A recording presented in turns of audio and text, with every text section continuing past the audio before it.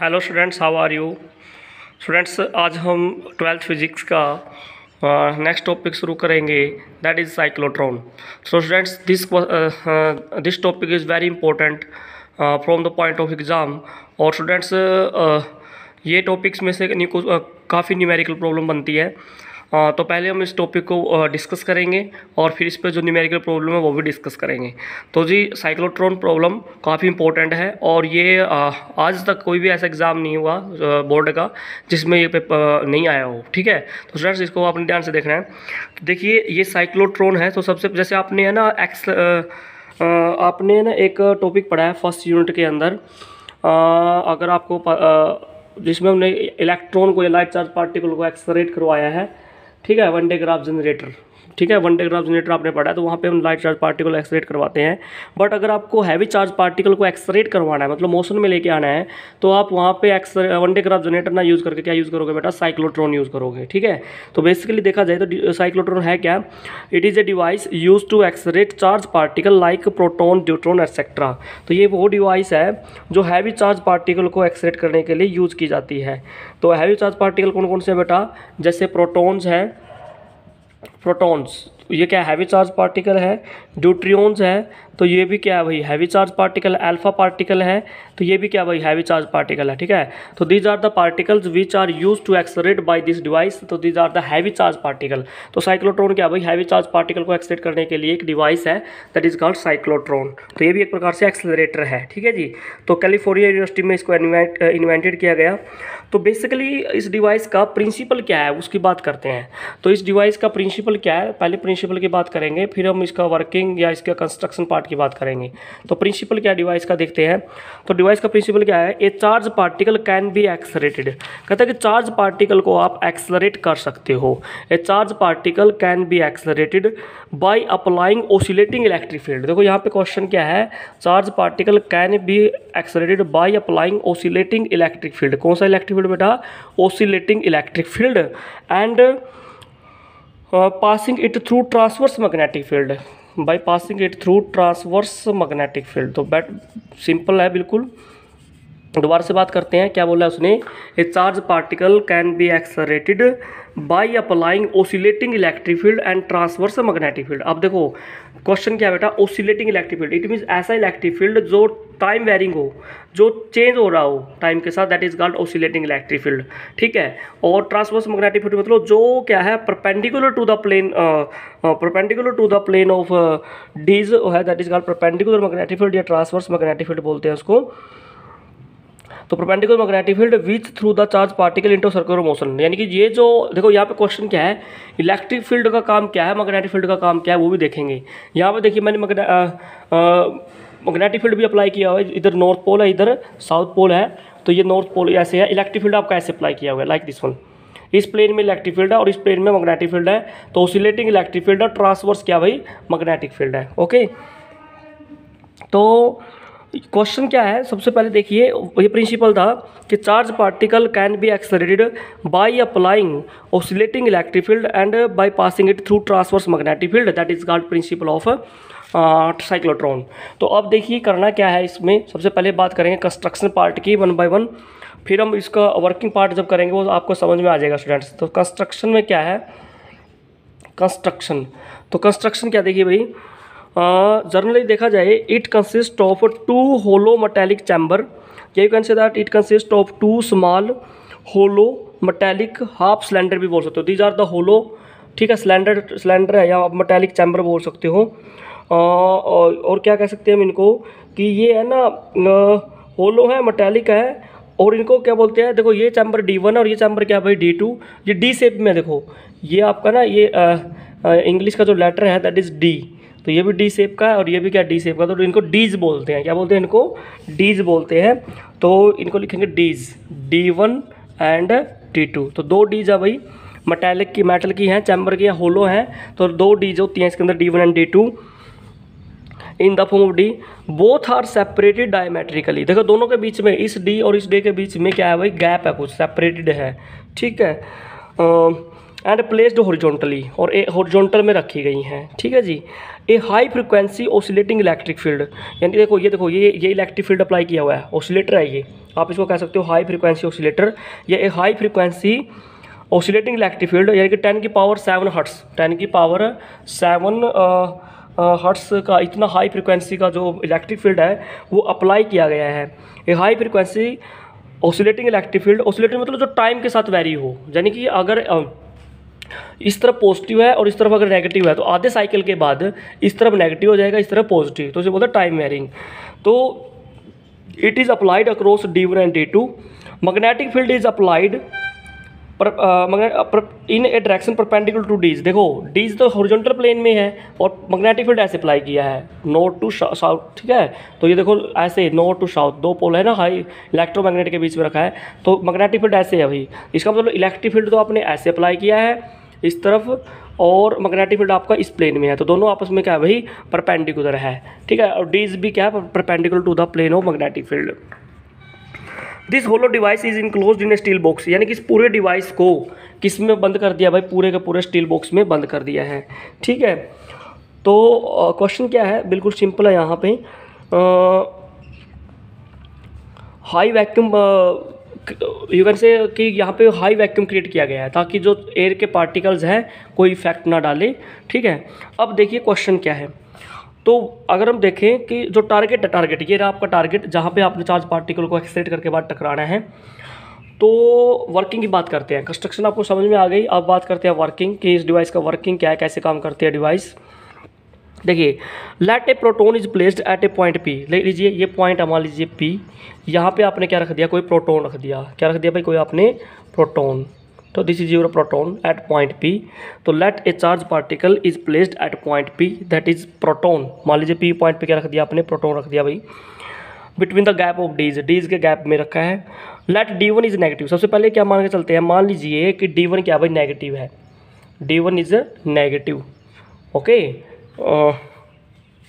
कुछ भी मान सकते हो आपकी मर्जी है, मैं कहता हूँ स्टार्टिंग में अगर ऐसा कहूँ कि let this is positive, D1 positive और ये मान लीजिए नेगेटिव, ये मान लीजिए बेसन से, ठीक है। तो इलेक्ट्रिक फील्ड कैसे है पॉजिटिव टू नेगेटिव उस तरफ लगाया हुआ है। तो स्टार्टिंग में तो मान लेते हैं कि D1 is positive and D2 is negative, ठीक है जी। तो सबसे पहले देखिए जो प्रोटोन है, या आप इसको अगर D1 को नेगेटिव मानते हो इसको पॉजिटिव मानते हो, मर्जी आपकी है। तो देखिए सबसे पहले देखिए इलेक्ट्रिक फील्ड की डायरेक्शन क्या है, पॉजिटिव टू नेगेटिव, और कोई चार्ज पार्टिकल अगर इलेक्ट्रिक फील्ड में रख दिया जाए इसमें क्या लगता है भाई इलेक्ट्रिक फोर्स लगता है, और in the direction of electric field, जो डायरेक्शन इलेक्ट्रिक फील्ड की है भाई फोर्स की है। तो यहाँ पे देखिए चार्ज पार्टिकल क्या करेगा, इलेक्ट्रिक फील्ड की डायरेक्शन में मूव करेगा और वो D1 में एंटर कर जाएगा due to the applied electric field, ठीक है जी। अब बताइए, अब जैसे चार्ज पार्टिकल या प्रोटोन D1 में एंटर करेगा, ये क्या है मेटल की प्लेट है, क्या है भाई ये मेटेलिक प्लेट है ये, तो मेटल की प्लेट है, तो यू नो मेटल के अंदर इलेक्ट्रिक फील्ड क्या होता है, जीरो होता है। तो यहाँ पे आते ही चार्ज पार्टिकल पे इलेक्ट्रिक फील्ड क्या हो गया भाई, जीरो। अब आपको एक बात पता है, चार्ज पार्टिकल अब यहाँ पे आ गया, अब वो है ना D के अंदर है, D1 के इलेक्ट्रिक फील्ड तो नहीं है, अब वो किसके अंडर है भाई, मैग्नेटिक फील्ड के अंडर है। और आपको एक बात पता है बेटा कि जब किसी चार्ज पार्टिकल को मैग्नेटिक फील्ड में रखोगे तो वो क्या करेगा भाई, उसको सर्कुलर पाथ में रिवॉल्व करा देगा। किस में रिवॉल्व कराएगा, वो सर्कुलर पाथ में। अब चार्ज पार्टिकल जैसे इस बाउंड्री पे आया तो वो चार्ज क्या होगा, क्योंकि इलेक्ट्रिक फील्ड क्या है भाई ऑसिलेटिंग है, तो वो हाफ साइकिल के बाद है ना इलेक्ट्रिक फील्ड अपनी पोलैरिटी चेंज कर देगा, यानी कि यहाँ पे पॉजिटिव आ जाएगा और इधर क्या आ जाएगा आपका नेगेटिव आ जाएगा। तो होगा क्या, अब अब फील्ड किस तरफ है, electric field positive to negative उस तरफ है, तो चार्ज पार्टिकल में फोर्स इस तरफ लगेगी लाइक दिस वन। अब चार्ज पार्टिकल यहाँ पे इस एंटर करेगा, यहाँ पे फिर इलेक्ट्रिक फील्ड जीरो हो जाएगा, मैग्नेटिक फील्ड फिर इसको किस में रिवॉल्व करेगा भाई, साइकिल में। इस तरह से चार्ज पार्टिकल क्या करेगा, सर्कुलर पाथ और ऐसे से मूव करता रहेगा और हाई फ्रिक्वेंसी स्पीड के साथ वो बाहर आते हुए टारगेट से टकरा जाएगा, ठीक है जी। इस तरह से वो चार्ज पार्टिकल मोशन करता रहेगा, ठीक है। तो ये था आपका बेसिकली वर्किंग पार्ट, ठीक है। तो अब देखिए होगा क्या, बिल्कुल सिंपल सी बात करते हैं कि जब चार्ज पार्टिकल D1 में एंटर करेगा तो वहाँ पे मैग्नेटिक फोर्स लगेगा, क्या लगेगा भाई इसके ऊपर, मैग्नेटिक फोर्स। और मैग्नेटिक फोर्स कितना लगेगा, F इजिकल टू क्या V B sine theta, theta कितना 90 डिग्री, क्योंकि perpendicular to the magnetic field है। तो फोर्स कितना है, मैग्नेटिक फोर्स कितना आ गया बेटा, क्या वी बी, ये चार्ज पार्टिकल पे क्या लग गया भाई, फोर्स लग गया, मैग्नेटिक फोर्स। और ये जो फोर्स है ये किसका है, परपेंडिकुलर टू द वेलोसिटी है। तो चार्ज पार्टिकल क्या करेगा, it will revolve in circle. तो मैंने बताया था कि जो जैसे ही वो डी के अंदर आएगा तो डी के अंदर वो क्या करेगा भाई, सर्कुलर पाथ कवर करेगा। क्या कौन सा पाथ कवर करेगा भाई, सर्कुलर। और सर्कुलर के लिए सेंटीमीटर फोर्स लग रहा है। सेंटीमीटर फोर्स क्या होता है, M V square by R, M V square by R. तो मैग्नेटिक फोर्स क्या प्रोवाइड कर रही है उसको, सर्कुलर सेंटीमीटर फोर्स प्रोवाइड कर रही है। दोनों को हम क्या कर देंगे, यहाँ से इक्वेट कर देंगे भाई। तो M V square R that is equal to Q V P, that is Q V P. Okay, तो हम यहाँ से क्या निकालेंगे, रेडियस निकालेंगे चार्ज पार्टिकल की। वेलोसिटी से वेलोसिटी कैंसिल, तो आर इज इक्वल टू क्या आ जाएगा भाई, बिल्कुल सिंपल सी बात है। चार्ज पार्टिकल की रेडियस की बात कर लेते हैं, टाइम की बात कर लेते हैं एज यू नो। तो यहाँ से रेडियस कितना आ गया भाई, M V by Q B, this is the radius of the charge particle. ठीक है, सर्कल। अब होगा क्या, अब हमें टाइम पीरियड निकालना है। क्या निकालना है भाई, time period of revolution of the charge particle. तो टाइम पीरियड क्या होता है, T is equal to 2 pi R, distance upon velocity. तो 2 पाई डिस्टेंस कितना है, M V by Q B. ठीक है जी, और नीचे क्या चल रहा है आपका, वेलोसिटी चल रहा है। वेलोसिटी से वेलोसिटी कैंसिल, तो कितना आ गया, 2 pi M by Q B. तो ये आ गई आपकी क्या भाई, टाइम। क्या आ गया आपका, टाइम आ गया। This is the time of revolution, time of revolution of the charge particle. ठीक है, अब टाइम पता लग गया आपको, तो आप फ्रीक्वेंसी निकाल सकते हो, frequency of the revolution of the particle. Frequency क्या होता है भाई, वो टाइम पीरियड का इनवर्स है। तो 1 बाई टाइम कितना बेटा, simple 2 pi M by Q B. तो क्यू बी चला गया ऊपर, डिवाइड बाई 2 पाई एम। ठीक है, तो this is the frequency of revolution of the charge particle. ठीक है, तो अब यहाँ से एक बात क्लियर हो गई भाई, जो फ्रीक्वेंसी ऑफ रिवोल्यूशन है वो देखो यहाँ पे ना तो वेलोसिटी पे डिपेंड करती चार्ज पार्टिकल की कितनी वेलोसिटी से रोटेट कर रहा है, और ना ही वो रेडियस पे डिपेंड करती। तो यहाँ से एक बात कह सकते हैं क्लियरली, जो फ्रीक्वेंसी है it is independent of both the velocity of the particle and radius of the orbit. इसका मतलब जो चार्ज पार्टिकल की वेलोसिटी है उस पर भी डिपेंड नहीं करती frequency of the charge particle, और वो किस पे डिपेंड नहीं करती, रेडियस ऑफ द ऑर्बिट पे भी डिपेंड नहीं करती। और इस फ्रीक्वेंसी को क्या बोलते हैं बेटा, साइक्लोट्रॉन फ्रीक्वेंसी। इस फ्रीक्वेंसी को क्या बोलेंगे भाई, साइक्लोट्रॉन फ्रीक्वेंसी। क्या बोलेंगे बेटा इसको, cyclotron frequency. This is your cyclotron frequency, very simple है टर्म आपके लिए। या इसको मैग्नेटिक रेजोनेंस फ्रीक्वेंसी बोल सकते हैं। क्या बोल सकते हैं इसको, मैग्नेटिक रेजोनेंस फ्रीक्वेंसी। तो अब ये देखिए वर्किंग से एक बात, तो यहाँ से फ्रीक्वेंसी भी आ गई, टाइम पीरियड आपका निकल गया। ठीक है भाई, time period of the revolution निकल गया आपका भाई, फ्रीक्वेंसी मैंने निकाल दी है। अब यहाँ से मैं कहता हूँ कि चार्ज पार्टिकल की मैक्सिमम काइनेटिक एनर्जी कैसे निकाली जाएगी। मैक्सिमम काइनेटिक एनर्जी भी निकाल सकते हैं हम यहाँ से term, maximum kinetic energy of the charge particle. अच्छा बताइए, बिल्कुल सिंपल है। ये था आपका centripetal force M V square by R, और मैग्नेटिक फोर्स क्या था उसका, क्यू वी बी। ठीक है जी, मान लीजिए हम सिंपल कह सकते हैं कि अच्छा एक बात बताओ, वी नोट यानी कि जो वेलोसिटी है वेलोसिटी वो मैक्सिमम कब होगी, वेलोसिटी मैक्सिमम कब होगी बताइए। अब यहाँ से अगर मैं दोनों को इक्वेट करता हूँ तो मैक्सिमम मान लीजिए V B kinetic energy maximum है, तो वेलोसिटी भी क्या आ जाएगी, मैक्सिमम हो जाएगी। वेलोसिटी से एक वेलोसिटी कैंसिल, तो वी मैक्सिमम अगर यहाँ से निकालता हूँ बेटा, that is Q B R by M. अच्छा एक बात बताइए, यहाँ पे जो मैक्सिमम वेलोसिटी है वो किसके इक्वल है भाई, रेडियस के इक्वल है। किसके इक्वल है, रेडियस के इक्वल है। इसका मतलब उसकी वेलोसिटी मैक्सिमम कब होगी, जब चार्ज पार्टिकल क्या होगा, it will be near the periphery of the dees, यानी कि जब वो डीज के पेरीफेरी में नज़दीक होगा बिल्कुल, आर जब कम होगा तो वी भी क्या होगी, मैक्सिमम होगी। तो when charge particle is near the periphery of the dees, तो उसकी वेलोसिटी क्या आ जाएगी, मैक्सिमम हो जाएगी। तो यहाँ पे वी मैक्सिमम कर लेंगे इसको, दैट इज क्या बी आर। ठीक है ओके, तो यहाँ पे भी हम आर नोट का लगा लेते हैं मैक्सिमम के लिए, यहाँ पे वी नोट लगा लेते हैं। अच्छा काइनेटिक एनर्जी क्या होती है बेटा, बताना काइनेटिक एनर्जी क्या होती है, 1/2 एम वी स्क्वायर। ठीक है जी, 1/2 एम वी का स्क्वायर कर देंगे यहाँ पे हम, तो वी का स्क्वायर करेंगे तो क्या आ जाएगा आपका, बिल्कुल सिंपल टर्म है। तो Q square B square R naught square divide by M square, M से एम कैंसिल हो जाएगा, तो क्या आ जाएगा, Q square B square R naught square divide by M. This is kinetic energy, this is kinetic energy. Okay, नीचे 2 भी चल रहा है आपका, this is maximum kinetic energy of the charge particle students. ठीक है, तो ये कुछ टर्म थी जो आपने साइक्लोट्रॉन में निकालनी है। ओके, अब देखिए, अब यहाँ पे एक कंडीशन मैं आपको बता रहा हूँ, that is called resonance condition, या उसको बोलते हैं साइक्लोट्रॉन रेजोनेंस कंडीशन। आज हम बात करते हैं इसकी, इसी के अंदर cyclotron cyclotron resonance condition, resonance condition वो कौन सी कंडीशन है वो बात करते हैं। देखिए क्या कह रहा है वो कि अगर देखो सिंपल सी बात है,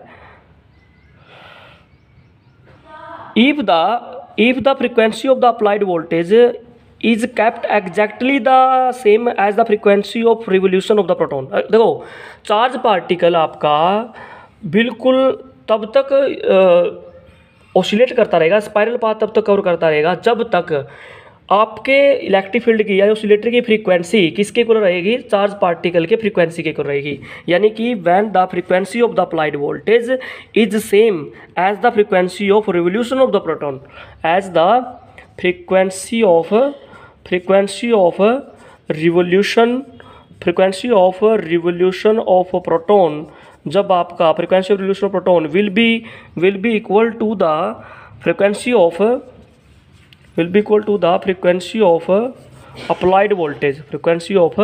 अप्लाइड वोल्टेज, जब ये दो वोल्ट फ्रीक्वेंसी आपस में मैच करेंगी, when the frequency of revolution of the proton will be equal to the frequency of applied voltage, जो ये आपने वोल्टेज अप्लाई किया यहाँ पे ऑसिलेटर में, और ये चार्ज पार्टिकल जब ऑसिलेट कर रहा है, that is frequency of oscillation. जब ये दोनों फ्रीक्वेंसी सेम होंगी तब तक क्या करता रहेगा बेटा, इलेक्ट्रिक फील्ड क्या होता रहेगा, तब तक ये जो इलेक्ट्रिक फील्ड अपनी पोलैरिटी भी चेंज करता रहेगा और चार्ज पार्टिकल डी के अंदर एंटर करता रहेगा और वो ऑसिलेट करता रहेगा। ठीक है, तो इसे बोलते हैं भाई साइक्लोट्रॉन रेजोनेंस कंडीशन। ठीक है, और प्रोटॉन क्या करता रहेगा, स्पाइरल पाथ कवर करता रहेगा। कौन सा पाथ कवर करता रहेगा, अभी स्पाइरल पाथ। अगर ये कंडीशन ना मैच करे, अगर ये कंडीशन ना सेटिस्फाइड करे तो फिर क्या होगा भाई, चार्ज पार्टिकल ऑसिलेट नहीं कर पाएगा, वो यहीं पे रह जाएगा टारगेट के यहीं पे पी पॉइंट पे। ठीक है, तो this is your cyclotron resonance condition in cyclotron, वो काफ़ी इंपॉर्टेंट है, ये आपने याद रखनी है। अब यहाँ पे है ना कुछ लिमिटेशंस हैं, वो बात करते हैं। सबसे पहले लिमिटेशंस ऑफ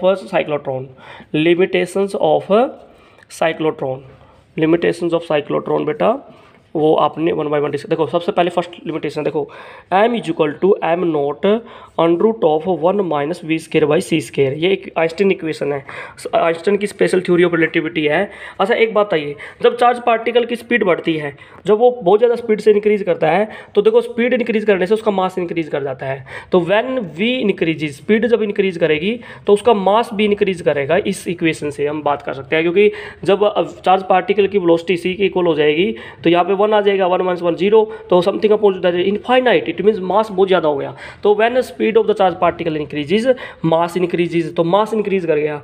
और हमें एक बात पता भी, फ्रीक्वेंसी ऑफ ऑसिलेशन निकाला था क्या, b/2πm ये निकाला था। अब अगर बेटा हाई स्पीड एक्वायर करने से अगर मास इंक्रीज करेगा, तो मास इंक्रीज करने से क्या हो जाएगा, फ्रीक्वेंसी ऑफ ऑसिलेशन क्या कर जाएंगे, डिक्रीज कर जाएंगे। क्या कर जाएंगे भाई, फ्रीक्वेंसी ऑफ ऑसिलेशन क्या कर जाएंगे, डिक्रीज कर जाएंगे, will decrease due to increase in mass. This will throw the particle out of resonance condition. अभी मैंने आपको एक साइक्लोट्रॉन रेजोनेंस कंडीशन बताई थी, उसमें क्या बताया था कि frequency of the applied voltage will be equal to the frequency of oscillation. लेकिन अगर फ्रीक्वेंसी ऑफ ऑसिलेशन क्या करे, मास इंक्रीज करने से कम हो जाए, तो आपकी इस रेजोनेंस कंडीशन मैच नहीं करेगी, साइक्लोट्रॉन रेजोनेंस कंडीशन मैच नहीं करेगी, जिससे क्या हो जाएगा भाई, जो चार्ज पार्टिकल है it will reach the gap between the dees. ये डी जो डीज थी आपकी, उन डीज के गैप में आ जाएगा चार्ज पार्टिकल। ठीक है, it will reach the gap between the dees, the polarity of the dees is not reversed. इसका मतलब क्या है कि जब ये कंडीशन मैच नहीं होगी, साइक्लोट्रॉन फ्रीक्वेंसी या जो अभी मैंने बताया था आपको, साइक्लोट्रॉन रेजोनेंस कंडीशन अगर मैच नहीं होगी या नहीं मिलेगी, तो क्या होगा, जो इलेक्ट्रिक फील्ड है वो अपनी पोलैरिटी चेंज नहीं करेगा। इसका मतलब ऑसिलेट नहीं करेगा, और ऑसिलेट नहीं करेगा तो चार्ज पार्टिकल ऑसिलेट नहीं कर पाएगा। तो ये फर्स्ट लिमिटेशन ये थी। इस लिमिटेशन को कैसे दूर किया जाएगा, इस लिमिटेशन को दूर कैसे किया जाता है, this limitation is overcome by increasing magnetic field. ठीक है, अगर हम मैग्नेटिक फील्ड को इंक्रीज कर दें तो उससे ये प्रॉब्लम दूर हो जाएगी। ठीक है, और वो किस में किया जाता है,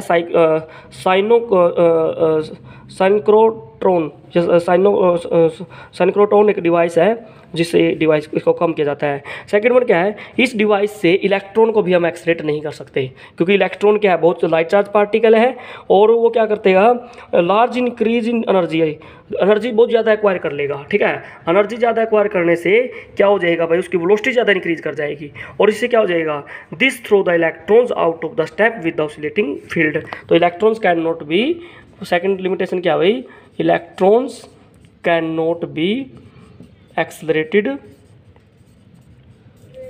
बाय या इन इस बाय दिस डिवाइस क्यों? क्योंकि जो साइक्लोट्रॉन है वो बहुत ज़्यादा हाई एनर्जी एक्वायर कर लेगा, लाइट चार्ज पार्टिकल है, ज़्यादा एनर्जी एक्वायर करने से उसकी वेलोसिटी इंक्रीज कर जाएगी। This throw the electrons out of the step with oscillating field. Third point क्या भाई, जो न्यूट्रॉन है, थर्ड पॉइंट क्या भाई, जो न्यूट्रॉन्स है वो भी इस डिवाइस से एक्सरेट नहीं किया जाएगा। न्यूट्रॉन क्योंकि न्यूट्रल है तो ये भी साइक्लोट्रॉन से एक्सरेट नहीं किया जाएगा। ठीक है, तो these are the limitations of cyclotron students. तो आज हमने साइक्लोट्रॉन की वर्किंग, कंस्ट्रक्शन, प्रिंसिपल और लिमिटेशंस पढ़ी है। तो स्टूडेंट्स आपने अच्छी तरह से इस टॉपिक को करना है। तो if you have any problem you can take your doubt students. Thanks for watching.